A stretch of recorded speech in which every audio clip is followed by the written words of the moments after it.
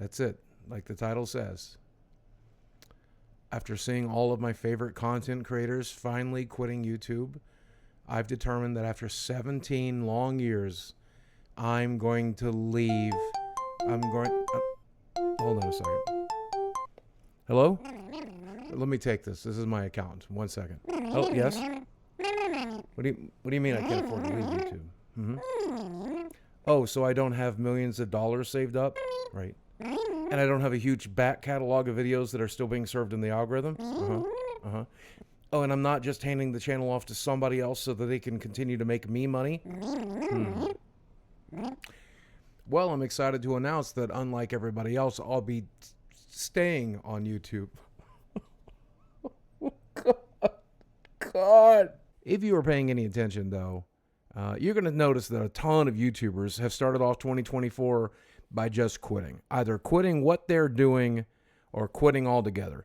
Most notably, and as of the recording of this just today, we saw MatPat hit the eject button. The dude is done. And by the way, I saw some snarky guy on Twitter say, "Why does every YouTuber feel the need to announce that they're leaving?" Everyone feels that need, dude.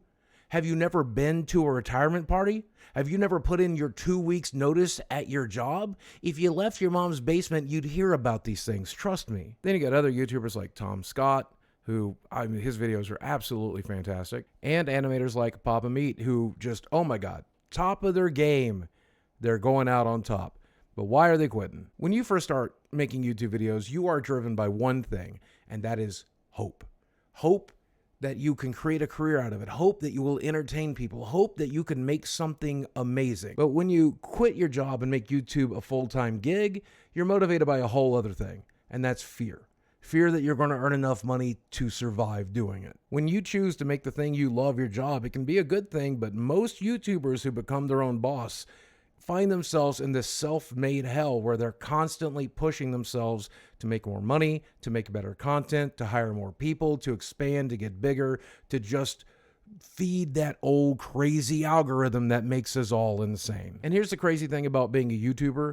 If you do more work, it doesn't necessarily mean that you'll make more money. If you work at a normal job with a wage or even a salary, and most of the time you do overtime, you'll probably get extra pay. But on YouTube, you spend that extra time making more videos and that video gets demonetized or doesn't perform well in the algorithm or your audience just doesn't like it, you'll probably end up earning less money. That's why you see in the case of Papa Meat, he's gone from making these really intense, incredible animations to doing commentary videos instead. And the reason's pretty obvious. With the amount of time and effort it took to make one of his animations, he can make like 1 million commentary videos, complete with sponsors, by the way. So you absolutely know that low effort content is going to make him more money. I mean, if we learned anything in 2023, we learned that the algorithm likes it when we do basically what Sniper Wolf does. So I think Meat Canyon and everyone else should just go on to doing that. In the case of MatPat, we see somebody who actually loved what they were doing and kind of hates quitting. But what he said he didn't like was the infinite amount of work that he was doing because he became his own boss. And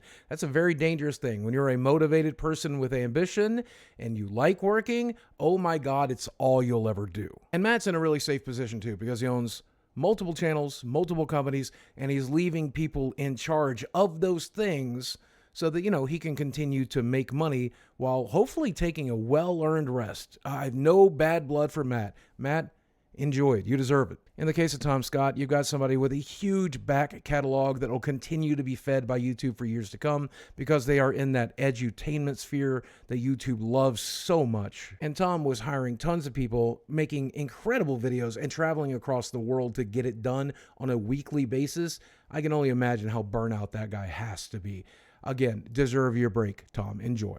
Then there's the interesting case of Joel Haver, who has been making weekly comedy videos for a long time, and he's decided to go a completely different route with it. Joel decided that he's not motivated by anything other than his own creative desires, so he stopped making weekly comedy videos and is now going to make monthly feature-long films. That's a crazy person, but I love that kind of crazy. But I think all of these YouTubers have one thing in common. I think when they started their careers, they started with hope, and I think as they're ending their careers or changing what they're doing, they're changing it with hope. These creators no longer feel the fear of feeding the algorithm or fear of feeding their families or paying the people that work for them. They are hopeful that their next project can do all of that, but without the insane grind that YouTube wanted from them. They now have and deserve the freedom that came with their wealth and with their success, and they deserve every second of it. I know everybody's dream is to be a successful YouTuber like MatPat or Meat Canyon or Joel Haver or Tom Scott.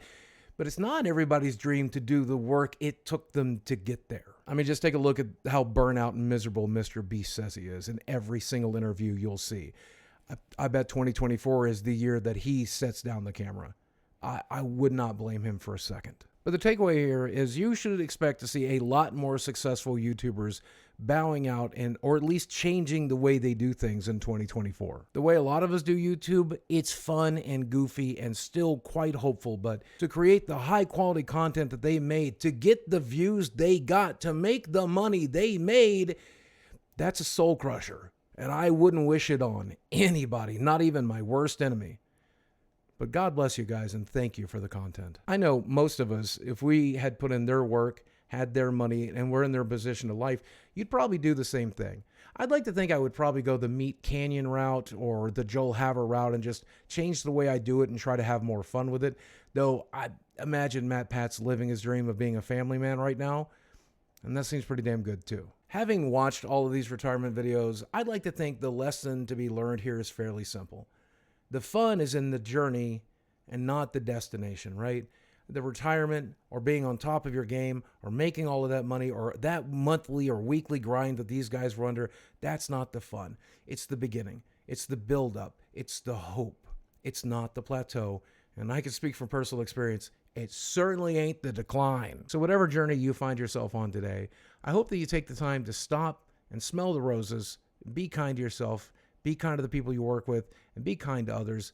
And just remember that whatever journey you're on right now, that's the real payoff. As always, guys, thanks for watching. I love you very much. I will speak with you again soon.